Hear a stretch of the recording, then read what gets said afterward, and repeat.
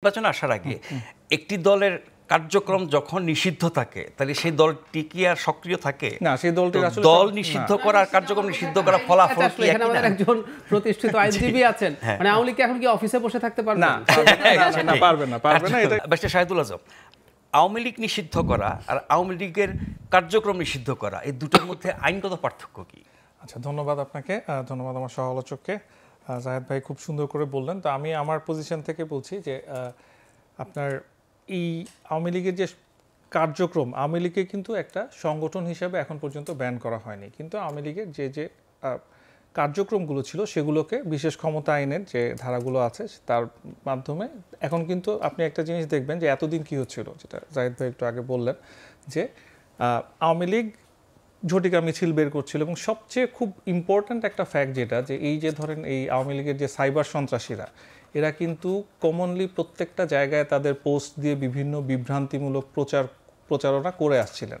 মানে আমরা গত কয়েকদিন কি দেখছিলাম, যে শুধুমাত্র ছাত্রলীগকে যেহেতু তাদের কার্যক্রম বন্ধ করা হয়েছিল, সো ছাত্রলীগ কিছু করতে পারবে না, কিন্তু বারবার ওই একই কথাটা থেকে যাচ্ছে যে আইন তাহলে আওয়ামী লীগকে ব্যান করছে কিভাবে, বা আওয়ামী লীগের কার্যক্রমকে কিভাবে বন্ধ করছে, বা স্বেচ্ছাসেবক লীগ বা ফর এক্সাম্পল যুবলীগ বা অন্যান্য যেসব আছে, মৎস্যজীবী লীগ, যেটাই হোক। তো এখন কিন্তু আমরা এমন একটা পর্যায়ে পৌঁছেছি যে এই আমি যদি বিশেষ ক্ষমতা আইনের সেকশন 9-এ আসি, যে সেকশন 9-এর খতেও কিন্তু বলেছে যে এখন যদি একটা ওই যে ফেসবুকে কেউ এই ধরনের কোনো প্রচারণা, একটা শেখ হাসিনা ফ্যাসিস্ট সরকারের কারোর ছবি দিয়ে বা কোনো কিছু প্রচারণা চালানোর চেষ্টা করে, যেটা দিয়ে ওই সন্ত্রাসী দলকে ক্ষমতায় আনার জন্য বা তাদের পক্ষে কোনো প্রচারণা করে, সেটাকেও কিন্তু বিচারের আওতায় এখন আনা সম্ভব।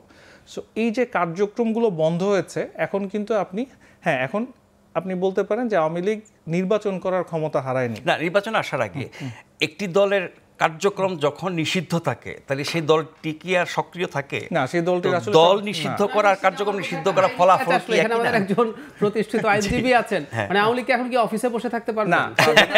পারবে না। এটা কার্যক্রম মানে মিছিল, মিটিং, সমাবেশ এগুলো করতে পারবে না। না, আওয়ামী লীগ কিন্তু তাদের অফিসে বসতে পারবে না। আওয়ামী লীগের কোনো ব্যাংক অ্যাকাউন্ট বা এই ধরনের অফিসে বসাও তো একটা কার্যক্রম। হ্যাঁ, অফিসই পরিচালনা করতে পারবে না প্রথমত। দ্বিতীয়ত হচ্ছে তাদের কোনো দলই তো নিষিদ্ধ। হ্যাঁ, ব্যাংক না, দল নিষিদ্ধ না, কিন্তু তাদের কার্যক্রম নিষিদ্ধের মধ্যে যেটা হচ্ছে তার মানে দুটোর ফলাফল, মানে বাস্তবে প্রায়োগিক অর্থে দুটোর ফলাফল কি একই না?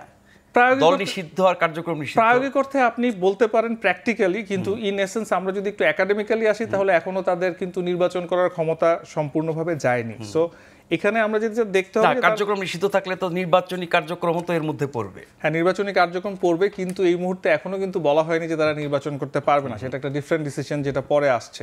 সো এই মুহূর্তে যেটা, যে তাদের কোনো অফিস তারা পরিচালনা করতে পারবে না, তাদের কোনো ব্যাংক অ্যাকাউন্ট থাকলে সেগুলোকে বাজেয়াপ্ত করা সম্ভব।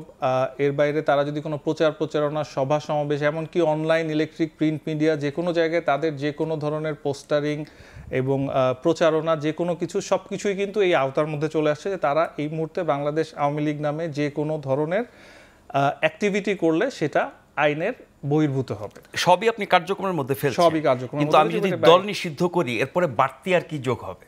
প্র্যাকটিক্যালি কিছু নাই, কিন্তু আমরা মানে আইনের প্রায়োগিক ক্ষেত্রে বলবো যে এখন তাদের সব ধরনের যে অ্যাক্টিভিটিস বন্ধ থাকবে।